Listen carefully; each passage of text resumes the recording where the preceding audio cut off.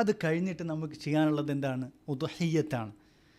ആ ഉദ്ഹിയ്യത്ത് എന്ന് പറയുന്നത് അതിൻ്റെ മഹത്വം വളരെ വലുതാണ്. കാരണം എന്താണ്? അതിൻ്റെ ഗൗരവം അറിയിക്കുന്ന ഒരു ഹദീസാണ് അബൂ ഹുറൈറ റളിയല്ലാഹു അൻഹു നിവേദനം ചെയ്തതായിട്ട് ഇമാം അഹ്മദും ഇബ്നു മാജയും ഉദ്ധരിച്ചിട്ടുള്ളത്. അതെന്താണ്? മൻ വജദ സഅതൻ ഫലം യുദ്ഹി ഫലാ യഖ്റുബന്ന മുസല്ലാന. ഉദ്ഹിയ്യത്ത് നിർവഹിക്കാൻ ഉള്ള വിശാലത ഉള്ള ഒരാൾ ഉദ്ഹിയ്യത്ത് നടത്തിയിട്ടില്ലെങ്കിൽ നമ്മുടെ മുസല്ലിൻ്റെ അടുത്ത് അയാൾ വരരുത്, ഈദ് നിസ്കാരത്തിന് വരരുത് എന്നുള്ളത് നബി സല്ലല്ലാഹു അലൈഹി വസല്ലം പറഞ്ഞിട്ടുണ്ട്. ഈ ഹദീസിൻ്റെ അടിസ്ഥാനത്തിൽ അബൂ ഹനീഫ റഹ്മത്തുള്ളാഹിയൊക്കെ പറഞ്ഞിട്ടുള്ളത് എന്താണ്? വിശാലതയുള്ള ആളുകളെ സംബന്ധിച്ചിടത്തോളം ഉദ്ഹിയ്യത്ത് നിർബന്ധമാണെന്ന് വരെ പറഞ്ഞിട്ടുണ്ട്. നമ്മൾ ആലോചിക്കുക, നമ്മൾ ഉപയോഗിക്കുന്ന വസ്ത്രങ്ങൾ, അതുപോലെ തന്നെ നമ്മുടെ മൊബൈലാകട്ടെ, മറ്റു ഉപകരണങ്ങളാകട്ടെ, അതുപോലെ നമ്മൾ ഫുഡിന് വേണ്ടി ചിലവഴിക്കുന്നതാകട്ടെ, എത്ര എമൗണ്ടുകൾ നമ്മൾ ചിലവഴിക്കുന്നത്. എന്നാൽ ഉദ്ഹിയ്യത്തിനെ സംബന്ധിച്ചിടത്തോളം പലപ്പോഴും അത് പ്രായമുള്ള ആളുകളാണ് നിർവഹിക്കാറുള്ളത്. സത്യത്തിൽ അത് യുവാക്കളും സ്ത്രീകളും എല്ലാവരും എന്ത് ചെയ്യേണ്ടതുണ്ട്? അതിൽ പങ്കെടുക്കേണ്ടതുണ്ട്. കാരണം ഇസ്ലാമിൻ്റെ ഏറ്റവും വലിയ ശഈറത്താണത്. ഇസ്ലാമിൻ്റെ ഏറ്റവും വലിയ ശഈറത്താണ്. കാരണം എന്താണ്? നിങ്ങൾ ആലോചിച്ച് നോക്കുക, ഇബ്രാഹിം അലൈഹിസ്സലാത്തു വസ്സലാമയോട് അള്ളാഹു ഒരുപാട് കാര്യങ്ങൾ കൊണ്ട് പരീക്ഷിച്ചു.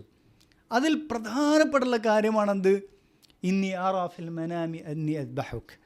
മകനായ ഇസ്മായിൽ അലൈഹിസ്സലാമിനോട് പറയണത്, ഞാൻ എൻ്റെ സ്വപ്നത്തിൽ കാണുന്നുണ്ട് നിന്നെ അറക്കുന്നതായിട്ട്. ഫൻദുർ മാദാ തറ, നിൻ്റെ അഭിപ്രായം എന്താണെന്ന് നീ ആലോചിക്കുക എന്ന് പറഞ്ഞു. അപ്പോൾ അതിന് രണ്ടു പേരും അതിൽ കീഴൊതുങ്ങാണ്. ആറ്റുനോറ്റുണ്ടായ മകനാണ്, വാർദ്ധക്യത്തിലുണ്ടായ മകനാണ്. ആ മകൻ എങ്ങനത്തെ മകനാണ്? വലിയ ഏറ്റവും നല്ല മകൻ, ഏറ്റവും നല്ല സാലിഹായിട്ടുള്ള കൺകുളിർമയായിട്ടുള്ള മകൻ. അപ്പോൾ ആ മകനെയാണ് അറക്കാൻ പറയുന്നത്.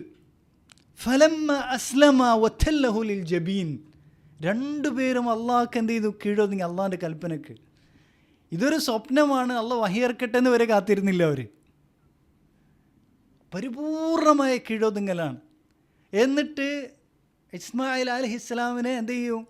ചെരിച്ച് കിടത്തി, കവിൾ ചെരിച്ച് കിടത്തി എന്നുള്ളതാണ് അറക്കാൻ വേണ്ടിയിട്ട്. അങ്ങനെയാണ് എന്ത് ചെയ്യുന്നത്? അള്ളാഹു വഹിയിറക്കുന്നത്, യാ ഇബ്രാഹിം ഖദ് സദ്ദഖ്ത റുയ, ഈ ഒരു പരീക്ഷണത്തെ നീ എന്ത് ചെയ്തിട്ടുണ്ട്?